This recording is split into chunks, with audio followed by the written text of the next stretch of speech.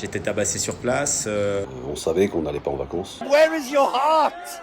Le voyage s'est transformé un peu en cauchemar pour beaucoup de gens. And for the love of humanity. On s'est senti démunis. On a l'impression que c'était vraiment un traquenard. Ce vendredi 13 juin, 6 à 10 000 personnes étaient attendues au Caire pour marcher pacifiquement vers Gaza. L'objectif, négocier avec les autorités égyptiennes l'ouverture du terminal de Rafah, où l'aide humanitaire est bloquée en raison du blocus israélien. On en a marre. Si maintenant les pays ne font rien, les représentants politiques ne font rien, nous on veut porter une seule et même voix. Et là en fait de se dire qu'on pouvait faire quelque chose, je me suis dit c'était extraordinaire. Si on est capable de prendre un billet d'avion pour venir en vacances ici, peut-être que ce serait souhaitable de prendre un billet d'avion pour appeler à cette humanité collective. Cette marche, baptisée Marche to Gaza, s'inscrit dans la même lignée que les flottilles de la liberté ou encore la caravane Soumoud partie de Tunis. Alors que s'est-il passé? Pourquoi ça a dégénéré? Rappelons d'abord qu'il y a quelques jours, Israël avait exigé de l'Égypte qu'elle bloque justement ces marches, ces convois.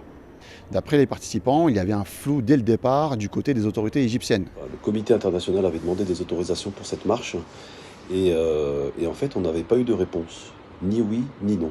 Et c'est en se rendant vers un point de rassemblement situé à Ismaïlia que tout a dégénéré.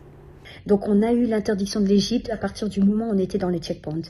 On a l'impression que c'était vraiment un traquenard par rapport à ça. On nous a confisqué les passeports, mais on faisait rien de mal. Le voyage s'est transformé un peu en cauchemar pour beaucoup de gens. À partir de là, on a commencé à dire ben voilà, on reste, et on nous a donné un ultimatum. Nous sommes juste restés sur place. Pour autant, des groupes de voyous ou alors, je sais pas, peut-être d'autres personnes déguisées sont venus sur place. Ils ont des fouets, ils ont des bâtons, surtout le mec avec le kéfier sur la tête.